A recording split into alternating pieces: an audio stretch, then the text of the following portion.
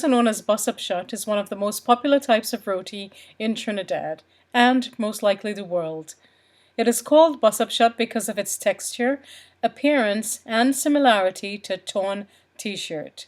Leave it up to a Trini to come up with a name like that.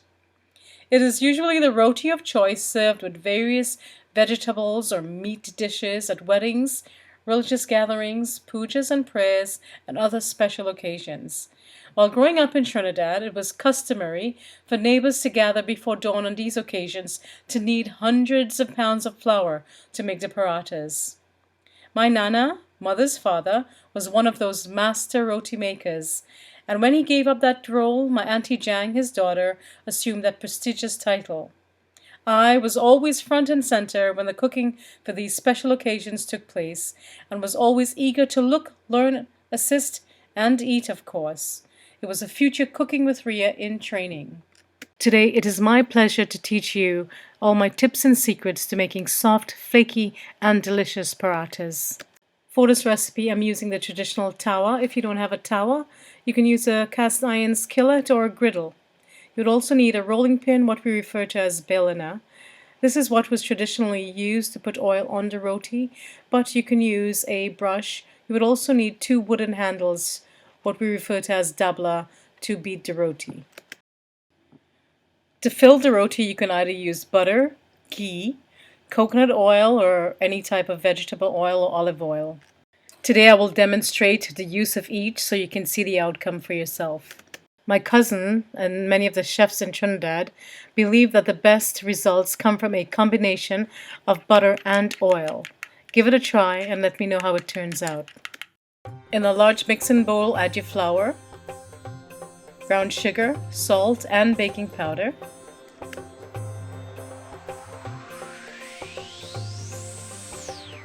You will also need lukewarm water, seen here in my enamel cup from Trinidad. Now mix all the dry ingredients to combine, and then we will gradually add water to make a soft, shaggy dough, only kneading for a couple of minutes.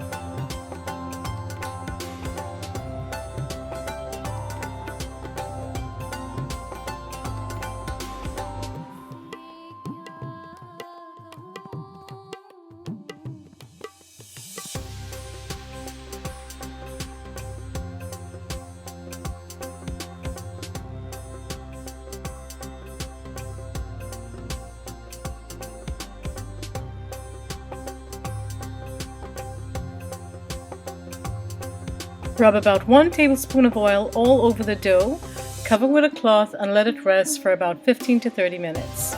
To be honest folks, sometimes if you need the flour soft enough, you only have to let it rest for about 5 to 10.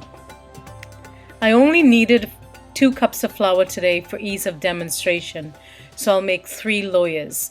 Usually if I need 4 cups of flour, I make about 5 loyahs because the size of my tawa is small. You make the loyahs depending on the size of yours. Press each dough out into a circle using your fingers or a rolling pin.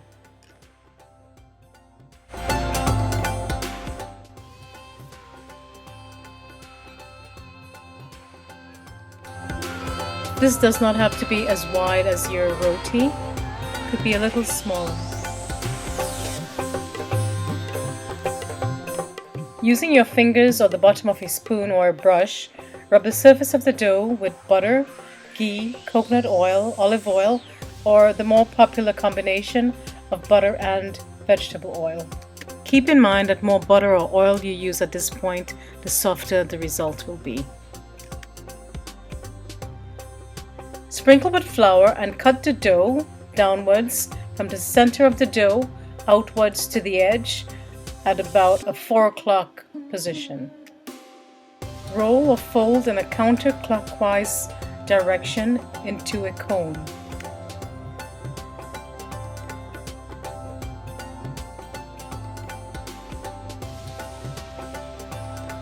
Take the end of the dough and tuck it under the cone. Tuck it all the way in to keep the cone together. Now push the tip of the cone downwards into the dough with your thumb, all the way down. Repeat with the remaining dough, then let it rest for 30 minutes covered. Now watch me do it in real time. See, it's not that difficult after all. Let's repeat with the remaining dough. For this demonstration, I'm going to use coconut oil for all my vegan subscribers.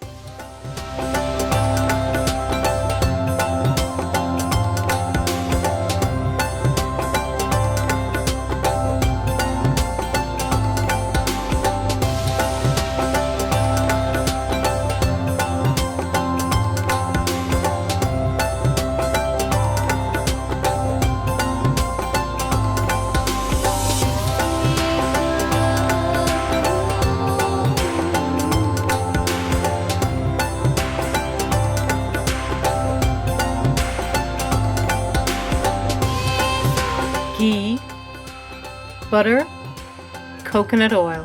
Cover and let it rest for about 15 to 30 minutes. You know when the dough is ready when you press it, it leaves an indent and it doesn't bounce back. When you're ready to cook the roti, heat the tawa over medium heat until it's hot, working with one ball of dough at a time. Keep the remaining dough covered and using just enough flour to prevent sticking to the counter and rolling pin. Press dough into a small flat circle about 4 inches. Roll out the dough, flip, rotate and roll until it becomes a thin, even 10-inch round, making sure that the edges are not thick. If you cannot make it round, don't worry, it tastes just as good.